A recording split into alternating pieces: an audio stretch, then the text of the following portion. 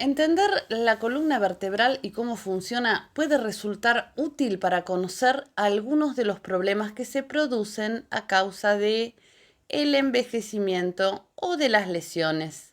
La columna vertebral tiene muchas exigencias. Sostiene la cabeza, los hombros y la parte superior del cuerpo. Le ofrece el soporte necesario al ser humano para estar de pie erguido y le da flexibilidad para inclinarse y también para girar. Protege la médula espinal. Esta función es importantísima, ya que de la médula espinal depende todo nuestro sistema nervioso, la información que lleva al cerebro el registro de lo que sucede en el cuerpo, y también la respuesta que el cerebro da para cualquier situación que estemos atravesando. Vamos a ver entonces las curvas de la columna vertebral en primera medida. Pues les cuento, está formada la columna vertebral por 3 segmentos. Si lo vemos esto desde un costado, estos segmentos nos están dibujando 3 curvas naturales. La curva del cuello tiene una forma de C, y ahí es donde están las cervicales, ¿sí?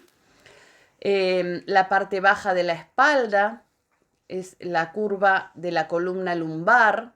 Ahí es donde cuando estas vértebras lumbares están de alguna manera desacomodadas o cuando tienen algún tipo de lesión, nos están provocando lo que llamamos lordosis. Y la curva en C al revés en el pecho, ¿sí? En la caja torácica. Se denomina cifosis si no estuviese perfectamente alineada. Estas curvas son importantes para el equilibrio y nos ayudan a estar de pie en posición erguida.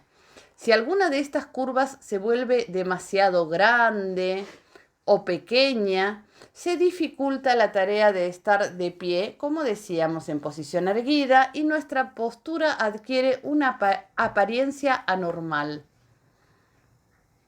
Las curvaturas anormales de la columna vertebral también son denominadas deformidad espinal. Estos tipos de afecciones incluyen, como estábamos hablando, la cifosis en la columna torácica, eso que llamamos joroba comúnmente, la lordosis de la columna lumbar, que es cuando se hunde, ese hundimiento, y el síndrome de espalda plana, que es una afección en la que la columna vertebral presenta, digamos, muy poca curva, cuando está como tirando a ser más recta, sin la curva natural que debiéramos tener. La escoliosis es otro tipo de deformidad de la columna.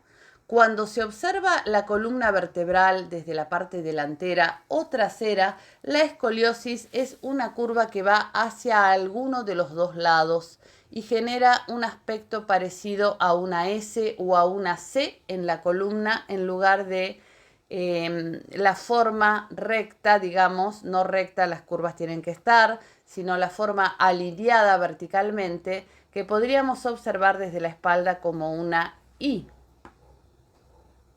Vamos a ver entonces las diferentes partes de la columna vertebral. Vamos a empezar comprendiendo qué son las vértebras. La columna está formada por huesos pequeños llamados vértebras, ¿ok?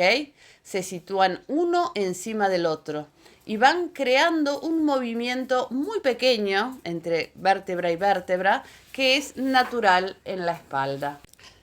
Estos huesos se conectan para formar un canal que protege, como decíamos, a la médula espinal y las raíces nerviosas, ¿sí? La columna cervical está compuesta por 7 vértebras pequeñas que comienzan en la base del cráneo y terminan en la parte superior del pecho. La columna torácica o la fracción de columna, a la que normalmente llamamos vértebras dorsales, está compuesta por 12 vértebras que comienzan en la parte superior del pecho, van hasta la parte media de la espalda y conectan con la caja torácica, el tórax. Las vértebras lumbares son las más bajas y están compuestas por 5 vértebras más grandes cuyo tamaño se debe a que soportan la mayor parte del peso del cuerpo. Médula espinal y nervios raquídeos. Suena interesante. A ver qué es. La médula espinal se extiende desde el cráneo hasta la parte baja de la espalda y pasa por la parte central de cada vértebra apilada. Esta parte se denomina canal central. Los nervios se ramifican desde la médula espinal a través de las aberturas de las vértebras y transportan mensajes, como estábamos hablando antes, entre el cerebro y los músculos.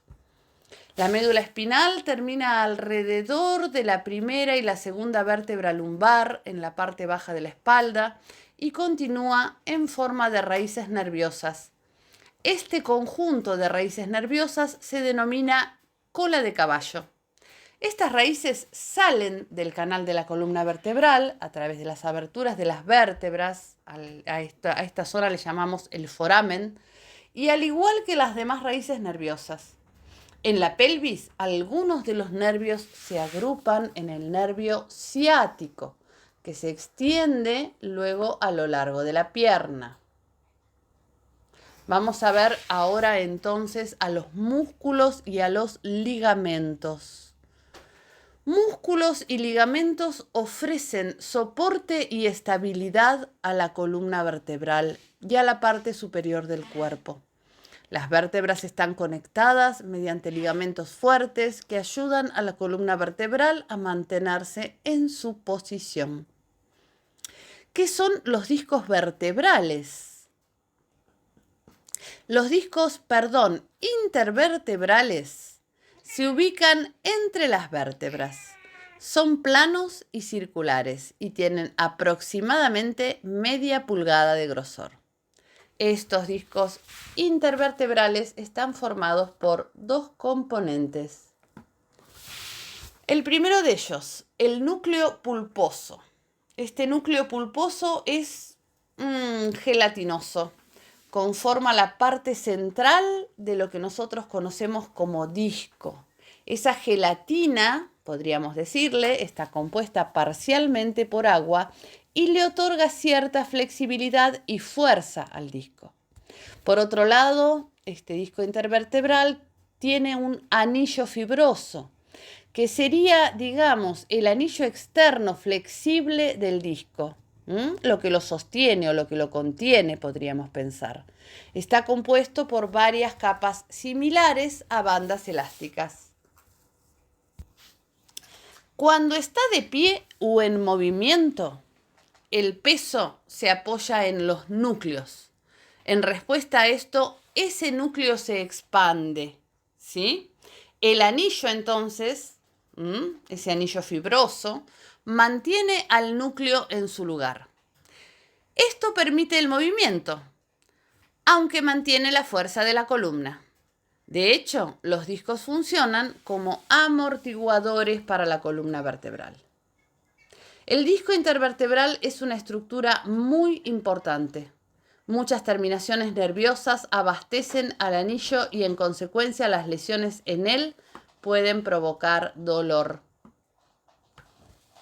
Continuando, entre la parte posterior de las vértebras hay pequeñas articulaciones que también ayudan al movimiento de la columna.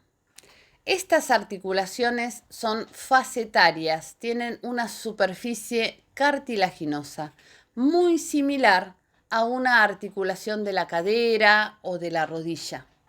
Estas superficies articulares son fundamentales para permitir la rotación de la columna vertebral, pero pueden contraer artritis y convertirse en una fuente de dolor en el cuello o en la parte baja de la espalda.